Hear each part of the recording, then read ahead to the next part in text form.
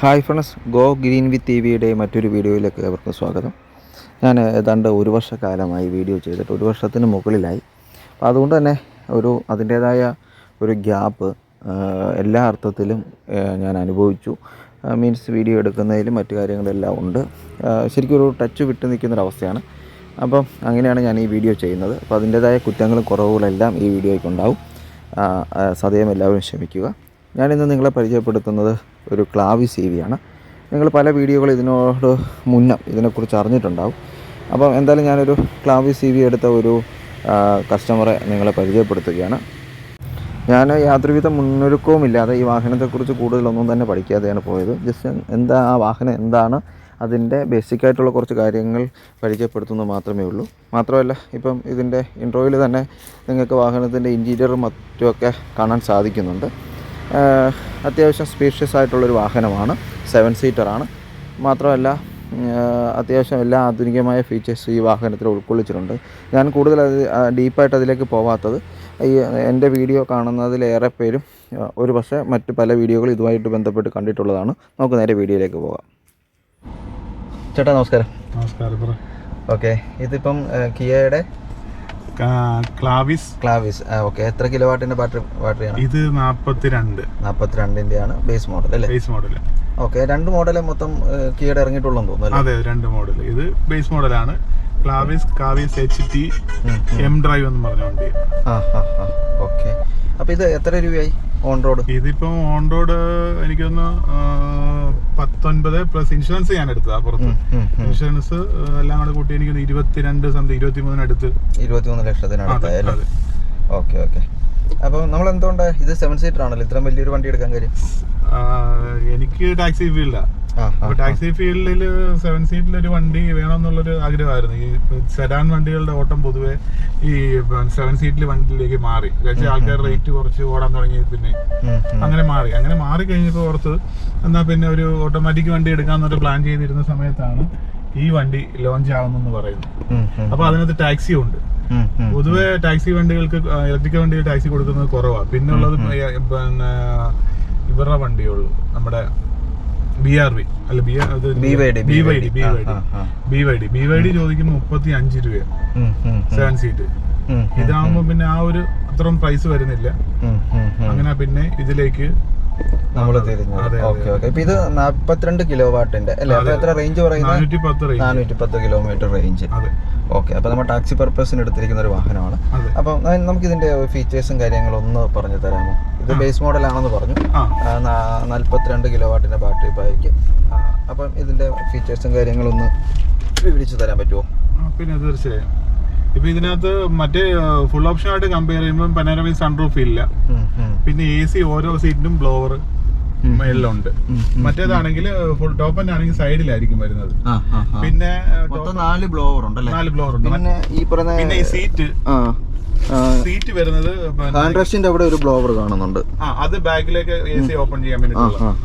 പിന്നെ ഈ seat full ഓപ്ഷനിലാണെങ്കിൽ air circulation ഉള്ള സീറ്റ് ആയിരിക്കും, എയർ വെന്റ് ഉള്ള ടൈപ്പ് സീറ്റ് ആയിരിക്കും. ഇതിപ്പോ ആ സീറ്റ് അല്ല. പിന്നെ ഉള്ളതെന്ന് വെച്ച് കഴിഞ്ഞാല് പിന്നെ നമ്മുടെ എയർ ഫ്രഷർ ഒരെണ്ണം ഉണ്ടായിരുന്നു ടോപ്പ് എൻഡ് ആണെങ്കിൽ, ഇതിന് അതില്ല. മനസ്സിലായോ? ഓക്കെ, ഇതിന്റെ ഹാൻഡ് റെസ്റ്റ് ഒക്കെ അത്യാവശ്യം നല്ല വലിപ്പമുള്ള ഹാൻഡ് റെസ്റ്റ് ആണ്. അത്യാവശ്യം നമുക്ക് കുപ്പിയൊക്കെ വെക്കാനുള്ള, ബോട്ടിൽ വെക്കാനുള്ള സ്പേസും കാര്യങ്ങളും ഉണ്ട്. ഇതെന്തിനാണ് ഈ പുഷ് ബട്ടൺ? അത് ഈ കപ്പ് ഹോൾഡർ റിലീസ് ചെയ്യാൻ വേണ്ടിയിട്ടുള്ള. നമുക്കത് റിലീസ് ചെയ്ത് വലിയ ബോട്ടിലാണെങ്കിലും വെക്കാം. പിന്നെ ഓക്കെ, ഇവിടെ എന്താണ് സ്വിച്ചസ് 4 കാണുന്നുണ്ട്. ഈ ഓട്ടോ ഹോൾഡ് ആണ് ഇത്. Auto hold. ഇതെന്താണ്? ഒരു പാർക്കിങ്ങിന്റെ ആണ്. പിന്നെ ഇത് ഹിൽ ഹോൾഡ് അസിസ്റ്റന്റ് ആണ്. മറ്റേത് ഓക്കെ, ഹിൽ ഹോൾഡ് അസിസ്റ്റന്റ് ആണെന്ന് തോന്നുന്നു. പിന്നെ ഇതിന്റെ ക്ലസ്റ്റർ ഭാഗത്തേക്ക് വരുവാണെങ്കിൽ നല്ല വലിപ്പമുള്ള ഒരു സ്ക്രീനാണ് കൊടുത്തിട്ടുള്ളത്. പിന്നെ ഇതിന് കുറേയധികം മറ്റു ഫീച്ചേഴ്സുകളും കാര്യങ്ങളും ഇവിടെ ഉണ്ട്, കാണാൻ പറ്റുന്നു. ഈ സെയിം ഇതിൽ തന്നെ ഈ അരയിൽ നിൽക്കുവാണെങ്കിൽ AC-യുടെ ഇത് ഓപ്പറേറ്റ് ആവും. അതിൽ തന്നെ ഓഡിയോയും ഉണ്ട്. ഒറ്റ ബട്ടണിൽ തന്നെ AC ഓഡിയോയും വരുന്നുണ്ട്. പിന്നെ റിയർ വേണമെങ്കിൽ ഇവിടെ നിന്ന് ഓപ്പൺ ആക്കാം.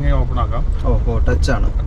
പിന്നെ ഫ്രണ്ട് ഡ്രൈവർക്ക് മാത്രം വേണമെങ്കിൽ AC വെന്റ് വരത്തക്ക രീതിയിൽ അതിൽ വേണമെങ്കിലും കറക്റ്റ് ചെയ്യാം. AC-യുടെ സെറ്റിംഗ്സും എല്ലാം അവിടെ തന്നെയാണ്, എല്ലാം ടച്ച് തന്നെയാണ്, ഒരേ ബട്ടണിൽ തന്നെയാണ്. ഇതിപ്പോ മേലും താഴെ വരുമ്പോൾ ഇത് കണ്ടോ, ഇതിൽ തന്നെയാണ്. ഇത് ഫാനിന്റെ നോബാണല്ലേ? അത് ഫാനിന്റെ സ്പീഡ് കൂട്ടുന്ന. ഇത് AC, AC-യുടെ നോബ്. പിന്നെ ബാക്കിയുള്ള കാര്യങ്ങൾ, അതായത് ഇതിന്റെ ഒരു പ്രത്യേകത എന്നാന്ന് വെച്ചാൽ ഈ ഒറ്റ സ്ക്രീനിൽ തന്നെ നമുക്ക് AC അഡ്ജസ്റ്റ് ചെയ്യാൻ പറ്റും, മീഡിയയും അഡ്ജസ്റ്റ് ചെയ്യാൻ പറ്റും. പിന്നെ ഉള്ളത് ടോപ്പ് എൻഡ് ആണെങ്കിൽ ഇത് വരുന്നത് പിന്നെ കോഡ്ലെസ് ചാർജർ ആയിരിക്കും. ഇതിപ്പോ ഇതിനില്ല, ഇത് കോഡ് ടൈപ്പാണ് വരുന്നത്. പിന്നെ USB കണക്ട് ചെയ്യാം. പിന്നെ USB കണക്ട് ചെയ്യാം. ആകെ ഒറ്റ പോർട്ടേ ഉള്ളതിന്. അല്ല, USB അല്ല, നമുക്ക് ചാർജിംഗ് പോർട്ട് 12 വോൾട്ടിന്റെ ചാർജിംഗ് പോർട്ട് ഉണ്ട്. പിന്നെ ഒരു USB പോർട്ട് ഉണ്ട്. പിന്നെ വേറെ ബാക്കിലും ഒരു USB പോർട്ട് ഇതിന് വരുന്നുണ്ട്. ഓക്കെ. പിന്നെ ഇതിന്റെ ലാപ്ടോപ്പ് കണക്ട് ചെയ്യാനുള്ള ഒരു ഓപ്ഷനും കൂടെ ടോപ്പ് എൻഡിന്. ഇതിന് ഇൻബിൽട്ട് GPS ഉണ്ടല്ലേ? അതെ, GPS ഉണ്ട്. ആ കാണുന്ന ഇതാണ് GPS. അതെ. പിന്നെ ഇത് സ്പീഡ് ഗവർണർ ആണ് കാണിക്കുന്നത്. ഇത് സെപ്പറേറ്റ് വെച്ചാൽ നമ്മൾ ടാക്സി ആയതുകൊണ്ട് അവര് ATL കട്ടാകുന്ന രീതിയിൽ വേണമല്ലോ, അത് റൂളാണല്ലോ, ഗവൺമെന്റ് റൂളായത്. പിന്നെ ഈ സ്ക്രീനിലേക്ക് വരുമ്പോഴത്തേക്ക് അത്യാവശ്യം വലിയ സ്ക്രീനാണ്.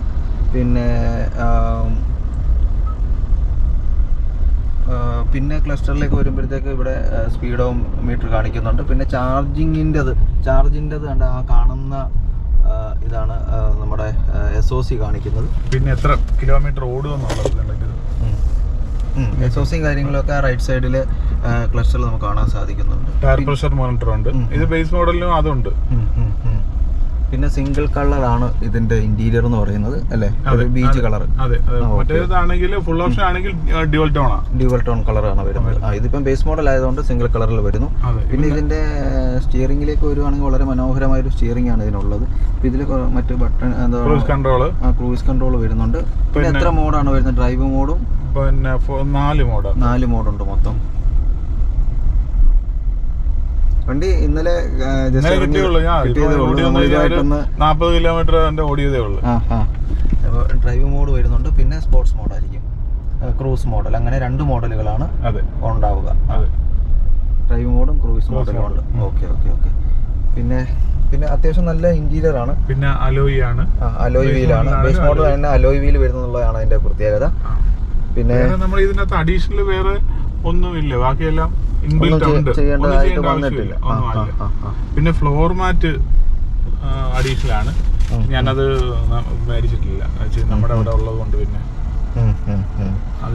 ഫ്ലോർ മാറ്റ് മാത്രമേ മേടിക്കേണ്ടതുള്ളൂ, ബാക്കി അത്യാവശ്യം എല്ലാ ഫീച്ചേഴ്സും ഉണ്ട് ഈ വാഹനത്തിനുണ്ട്. അവർ തരുന്നതാണ്. പിന്നെ നമുക്ക് അതിനകത്ത് അവർ പറയുന്ന 26,000 രൂപയുടെ ഒരു പാക്കേജിനകത്ത് ഫ്ലോർ മാറ്റും അത്യാവശ്യം ചെറിയ അക്സറീസും ഒക്കെ ഉണ്ട്. ഞാനത് ഒഴിവാക്കിയത്. ഇതില് തന്നെ നമ്മുടെ ഈ ക്ലസ്റ്ററിൽ തന്നെ അത്യാവശ്യം എല്ലാ ഫീച്ചേഴ്സും വരുന്നുണ്ട്. ബ്ലൂടൂത്ത് ഓഡിയോ, ഫോൺ, അങ്ങനെയുള്ള കാര്യങ്ങൾ. അതോടൊപ്പം തന്നെ നാവിഗേഷൻ, പിന്നെ മറ്റ് വളരെയധികം. പിന്നെ കിയ കണക്ട് എന്ന് പറഞ്ഞ് നമ്മുടെ മൊബൈലിൽ കണക്ട് ചെയ്യുന്നവരുണ്ട്. അപ്പൊ കണക്ട് ചെയ്യാനുള്ള ഗുണം എന്ന് വെച്ച് കഴിഞ്ഞാൽ വണ്ടിയുടെ ലൊക്കേഷൻ, വണ്ടി എത്ര സ്പീഡിൽ പോകുന്നു, നമുക്ക് വണ്ടി ഓഫ് ചെയ്യണമെങ്കിൽ ഓഫ് ചെയ്യാം. ടാറ്റയുടെ ഇസഡ് കണക്ട് ആപ്പ് പോലെ കിയ കണക്ട് ഉണ്ട്. അങ്ങനെ ഒരു സിസ്റ്റം ഉണ്ട്. അത് ലൈഫ്, അത് 1 വർഷത്തേക്ക് ഫ്രീ. എങ്ങനെയാണ് അതിന്റെ? അത് അല്ല, 1 വർഷമല്ല, അത് ലൈഫ് ലോങ് ഫ്രീ. വേറെ ചാർജ് ഒന്നുമില്ല. ഇപ്പൊ ആദ്യത്തെ ഒരു ചെറിയ 2 ചാർജേ ഉള്ളൂ. പിന്നെ അതിനകത്ത് വേറെ ചാർജുകൾ ഒന്നും പറഞ്ഞിട്ടില്ല. ഇതിന് 410 കിലോമീറ്റർ അല്ലേ റേഞ്ച് പറയുന്നത്? അതെ. നമ്മളിപ്പം ലോങ് അങ്ങ് പോയി നോക്കിയിട്ടില്ലല്ലേ? ഇല്ല, പോയി നോക്കിയിട്ടില്ല. ജസ്റ്റ് ഇറങ്ങിയതേ ഉള്ളൂ. അതിന്റെ 100 കിലോമീറ്ററിന് പറ്റ ഈ വാഹനം ഓടിയിട്ടുള്ളൂ. ഞാൻ എടുക്കുമ്പോഴേ 95 ആയിരുന്നു. ഇപ്പൊ 159 കിലോമീറ്റർ ഓടിയിട്ടുള്ളൂ. അപ്പൊ അത് നമ്മൾ ഇനി ഓടിയിട്ടില്ല. 1 മാസം ഓടി കഴിയുമ്പോൾ നമുക്കറിയാം ഇതിന്റെ റേഞ്ചും കാര്യങ്ങളും ഒക്കെ എത്ര ഉണ്ടെന്ന്. 410 പറയുന്നുണ്ടെങ്കിൽ ഒരു 350-380 ഇടയ്ക്ക് കിട്ടുമായിരിക്കണം. അതെ. പിന്നെ കിയ കാരൻസിനെ അപേക്ഷിച്ച് കുറച്ച് ഹൈറ്റ് കൂടുതലുണ്ടെന്നാണ് ഹൈറ്റ് കൂടുതലുണ്ട്. അത്യാവശ്യം സ്പേഷ്യസ് ആണ് വാഹനം. സ്പേഷ്യസ്. പിന്നെ ഈ ഇവരുടെ സീറ്റ് കുറച്ചൊരു പ്രത്യേകതയുള്ളൂ. ആ സീറ്റ് അത് ഞാൻ ആ സമയത്ത് കാണിക്കാം. ഓപ്പൺ ചെയ്യുവാണെങ്കിൽ ജസ്റ്റ് ഷോക്ക് അബ്സർ ഉണ്ട്, അത് ഒടിഞ്ഞു മടങ്ങി തന്നെ ഫ്രണ്ടിലോട്ട് വരും. ഈ സീറ്റ് ബാക്കിലോട്ട് കയറണമെങ്കിൽ എളുപ്പമുണ്ട്. പിന്നെ ഈ വണ്ടി പൊതുവെ ഓടിച്ചിട്ട് ഇപ്പം നമ്മൾ നേരത്തെ ഐസ് എഞ്ചിൻ വാഹനമായിരുന്നല്ലോ ഓടിച്ചിരുന്നത്. അപ്പൊ അതിൽ നിന്ന് ഇതിലേക്ക് വന്നപ്പോഴത്തേക്ക് എന്തെങ്കിലും? ഇത് ശരിക്കും പറഞ്ഞാൽ ഭയങ്കര പ്രത്യേകത, നമുക്ക് അത്ഭുതമാണ്. പിന്നെ ഓട്ടോമാറ്റിക് വണ്ടികൾ വെച്ച് കമ്പയർ ചെയ്യുമ്പോൾ ടെൻഷൻ ഫ്രീ ആണല്ലോ. പലർക്കും ഇഷ്ടപ്പെടത്തില്ല. പക്ഷെ നമ്മള് ഇത്ര നാളും വണ്ടി ഫീൽഡിലായിരുന്നുകൊണ്ട് നമുക്ക് ഈ ഗിയർ മാറുന്നതും ക്ലച്ച് ഔട്ടുന്നതും ഒക്കെ വളരെ ചില സമയത്തൊക്കെ ട്രാഫിക് ആകുമ്പോൾ ബുദ്ധിമുട്ടാണ്. എല്ലാരും പറയും അതാ നല്ലത്, ഇതാ നല്ലതെന്നൊക്കെ പറയും. പക്ഷെ സ്ഥിരമായിട്ട് ഓടിക്കുന്നവരെ സംബന്ധിച്ച് പിന്നെ ഈ കാല് ഫ്രീ ആക്കാവുന്നു. ഞാൻ ഒരു കാര്യം ചോദിച്ചിട്ട്, പൊതുവെ ഇപ്പം നമ്മൾ ഇലക്ട്രിക് വാഹനം എടുക്കുന്ന ഒരു ബുദ്ധിമുട്ട് പറഞ്ഞാൽ ചാർജിങ്ങുമായി ബന്ധപ്പെട്ട പ്രശ്നങ്ങളാണ്. കാരണം നമുക്ക് ചാർജ് ചെയ്യാൻ സമയമെടുക്കും, അങ്ങനെയുള്ള കാര്യങ്ങളൊക്കെ പറയുന്നുണ്ടല്ലോ. അപ്പോൾ നിങ്ങൾ ഇത് ടാക്സി സെഗ്മെന്റിൽ എടുത്തൊരു വാഹനം എന്ന നിലയ്ക്ക് ലോങ് പോകുമ്പോൾ നിങ്ങൾക്ക് ഇങ്ങനെ ഒരു ബുദ്ധിമുട്ട് ഉണ്ടാവില്ല, അതിനെക്കുറിച്ച് ചിന്തിച്ചിട്ടില്ലേ? അല്ല, ശരിക്കും പറഞ്ഞാൽ നമ്മുടെ കയ്യിൽ വേറെ അഡീഷണൽ വണ്ടികളുണ്ട്. ഇതിപ്പോ ഒരു ലോങ് എയർപോർട്ട് പിക്കപ്പ് ഡ്രോപ്പ് എന്നുള്ള നിലയിലാണ് ഇത് ചെയ്യുന്നത്. പിന്നെ ലോങ് പോവാണെങ്കിൽ അത്യാവശ്യം 400 കിലോമീറ്റർ ഉണ്ടല്ലോ. എനിവേ എന്തായാലും എത്ര വലിയ ഗസ്റ്റ് ആണെങ്കിലും ഒരു 1/4 മണിക്കൂർ റെസ്റ്റ് എടുക്കാൻ അവർ തയ്യാറായിരിക്കും, കോഫി കുടിക്കാനെങ്കിലും. ആ സമയത്ത് ചാർജ് ചെയ്യാന്നുള്ള രീതിയില്ല. ഇപ്പൊ ചാർജിങ് എല്ലായിടത്തും ഉണ്ടല്ലോ, മനസ്സിലായോ? ആ ഒരു ഇതിലാണ് പ്ലാൻ ചെയ്തത്. പിക്കപ്പും ഡ്രോപ്പും ആണ് ഞങ്ങൾക്ക് കൂടുതലും. ഇപ്പൊ ഈ മറ്റുള്ള വണ്ടികൾ, ചെറിയ വണ്ടികളെല്ലാം ഉള്ളത് കൊണ്ട് ഈ വലിയ വണ്ടിയെ സംബന്ധിച്ച് പ്രശ്നമില്ല. അപ്പൊ എന്തിനാണെങ്കിലും ഒരു പരീക്ഷണമാണെന്ന് വേണേ പറയാം അല്ലേ? തീർച്ചയായും 22 ലക്ഷം 23 ലക്ഷം രൂപയോളം മുടക്കി നമ്മളൊരു ടാക്സി പർപ്പസിന് വേണ്ടി എടുത്ത വാഹനമാണ്, അതും ഒരു ഇലക്ട്രിക് വാഹനം. അപ്പം സ്വാഭാവികമായിട്ടും എല്ലാവരും ചോദിക്കുന്ന ഒരു പ്രശ്നമുണ്ട്. ഇത് എല്ലാവരും മനസ്സിലുള്ള ഒരു പ്രശ്നമാണ് ഈ ലോങ് പോകുന്നതുമായി ബന്ധപ്പെട്ട് ഉണ്ടാകാവുന്ന ബുദ്ധിമുട്ടുകൾ. കാരണം ചാർജിങ് ഇപ്പോൾ നമ്മളൊരു പേഴ്സണൽ ആവശ്യത്തിന് പോവുകയാണെങ്കിൽ നമ്മളിപ്പോൾ 1 മണിക്കൂറെങ്കിലും ചാർജിങ്ങിന് വേണ്ടി സ്പെൻഡ് ചെയ്യാൻ തയ്യാറാവും. പക്ഷെ ഒരു ഗസ്റ്റുമായിട്ട് പോകുമ്പോഴത്തേക്ക് അത് പോസിബിൾ അല്ല. തീർച്ചയായും. അല്ല, ഞാൻ അതല്ലേ പറഞ്ഞ ആദ്യം ഞാൻ ഉദ്ദേശിക്കുന്നത്, ഇത് അങ്ങനെ ഗസ്റ്റ് കണ്ടിന്യൂസ് പാക്കേജ് പോകുന്ന ഒരു വണ്ടിയായിട്ട് ഉദ്ദേശിച്ചിട്ടല്ല ഇത് എടുത്തേക്കുന്നത്. മനസ്സിലായി? പിക്കപ്പ് ആൻഡ് ഡ്രോപ്പ് അങ്ങനെയുള്ള ചെറിയ ഓട്ടങ്ങൾ മാത്രം, നമുക്ക് ഈ കിലോമീറ്ററിൽ ഓടുന്ന ഓട്ടങ്ങൾ മാത്രമേ എടുക്കുന്നുള്ളൂ. അല്ലാതെ നമുക്ക് പെട്ടെന്ന് വരുന്ന ടാക്സി വന്നിട്ട് ഇപ്പം പോയേക്കാന്ന് പറഞ്ഞാൽ അങ്ങനെയുള്ള ഓട്ടങ്ങൾ നമ്മൾ സ്റ്റാൻഡിൽ കിടന്നുള്ള ഓട്ടമല്ല, എല്ലാം ബുക്കിംഗ് ഓട്ടമാണ്. ബുക്കിംഗ് ഓട്ടമാണ്. നമുക്കപ്പം കൃത്യമായിട്ട് നമുക്കറിയാം എത്ര കിലോമീറ്റർ ഓടത്തുള്ളൂ നമുക്കറിയാം. എന്നാലും കുഴപ്പമില്ല, ഒരു 350 കിലോമീറ്റർ എന്ന് പറയുന്ന ഒരു ചെറിയ ദൂരമല്ല. അല്ലല്ല, തീർച്ചയായും ഒരിക്കലും അല്ല. ഇപ്പൊ 350 കിലോമീറ്റർ, ഇപ്പൊ 350 കിലോമീറ്റർ ഓടണമെങ്കിൽ എങ്ങനെ വെച്ചാലും 3000 രൂപയ്ക്ക് ആവറേജ് 10 ഉണ്ടെങ്കിൽ തന്നെ ഡീസൽ അടിക്കണ്ടേ, അല്ലെ പെട്രോൾ അടിക്കണ്ടേ? ഇതാകുമ്പോ ആ ഒരു ലാഭം ഉണ്ടല്ലോ. ഉപയോഗിക്കുവാണെങ്കിൽ ലാഭം, നമുക്ക് ഉപയോഗിക്കുന്ന കുറവാണെങ്കിൽ നമുക്ക് നഷ്ടം. ഉപയോഗിക്കുവാണെങ്കിൽ 42 കിലോ വാട്ടിന്റെ ബാറ്ററി പാക്ക് ആയതുകൊണ്ട് തന്നെ വീട്ടിൽ നിന്ന് ചാർജ് ചെയ്യണം 420 രൂപ 450 രൂപ അത്രേ ഉള്ളൂ, അതിൽ കൂടുതൽ വരുന്നില്ലല്ലോ. നമ്മൾ പെട്രോൾ അടിക്കണമെങ്കിൽ അതല്ലല്ലോ. പിന്നെയുള്ള ഇതിനുള്ള പിന്നെ അടുത്ത റേഞ്ചുള്ള ഈ വേരിയന്റിൽ ഈ വിലക്കുള്ള വണ്ടി എന്ന് പറഞ്ഞാൽ പിന്നെ ടൊയോട്ടയുടെ ഹൈക്രോസാ. ഹൈക്രോസ് ഈ വിലക്ക് ആ വണ്ടി കിട്ടും. പക്ഷെ അത് പിന്നെ പെട്രോൾ അല്ലേ, അവിടെയാണ് ഈ പ്രശ്നം. പിന്നെ പെട്രോൾ അവര് പറയുന്ന കമ്പനി പറയുന്നത് 18-12 ഒക്കെ മൈലേജ് കിട്ടുമെന്ന്. അത് ആള് കരുതി കഴിയുമ്പോൾ നേരെ 8-9 മൈലേജ് ആവും. പെട്രോൾ നമുക്ക് ഒടിച്ച് മുതലാക്കാൻ ഇപ്പോഴത്തെ അവസ്ഥയിൽ പാടാം. ഡീസലാണെങ്കിൽ കുഴപ്പമില്ല. കാരണം ഈ ടാക്സി സെഗ്മെന്റിലേക്ക് ഈ വാഹനങ്ങൾ വരാത്തണ്ട്, ഇലക്ട്രിക് വാഹനങ്ങൾ ഒത്തിരി കാണുന്നില്ല. ഡബിൾ അല്ലേ? വിലയുടെ കാര്യം ഈ പറയുന്ന ചാർജിങ്ങിന്റെ പ്രശ്നം കൊണ്ടാണ്. അതുകൊണ്ട് പക്ഷെ ഇതിപ്പോ ഇനിയും നിങ്ങളെപ്പോ ഉള്ളവർ കുറെ പേര് ഈ വാഹനങ്ങൾ എടുത്തു കഴിയുമ്പോഴത്തേക്ക് ആൾക്കാർക്ക് ആ പേടി അങ്ങ് മാറും. അല്ല, അതുപോലെ തന്നെ ഉദാഹരണമല്ല, ഇപ്പം പണ്ട് ഹൗസ് ബോട്ടുകൾ വലിയൊരു പ്രശ്നമായിരുന്നു, കറണ്ട് എവിടെ നിന്ന് എടുക്കുന്നുള്ളു. ഇപ്പൊ എല്ലാ വീടുകളിലും, ആറ്റ് സൈഡിലെ എല്ലാ വീടുകളിലും കറണ്ട് ആയില്ലേ? അത് ചാർജിങ് സ്റ്റേഷൻ നമ്മൾ പറഞ്ഞ വലിയ കാര്യമാണ്. അതിന് നമുക്ക് 20 വർഷം മുന്നേ ഓൾറെഡി കുട്ടനാട്ടിൽ ചാർജിങ് സ്റ്റേഷൻ എല്ലാ വീടുകളിലും ആയി അല്ലേ? ഇപ്പൊ നമ്മൾ അവിടെ പോയ വീട്ടിലും അവർക്ക് ഒരു വരുമാനമായി അത് എന്ന് പറഞ്ഞ പോലെ വരും, വരാതിരിക്കത്തില്ല. അപ്പം എന്തായാലും ഇത് നമുക്ക് ഒരു വണ്ടി കുറച്ച് ഓടിക്കഴിയുമ്പോഴത്തേക്ക് ഒരു എക്സ്പീരിയൻസ് ഷെയർ ചെയ്യണം. തീർച്ചയായും. ഓക്കെ. അപ്പോൾ ഇത്ര കുറച്ച് നേരം നമ്മളോടൊപ്പം ചെലവഴിച്ചതിന് വളരെ നന്ദി. Thank you.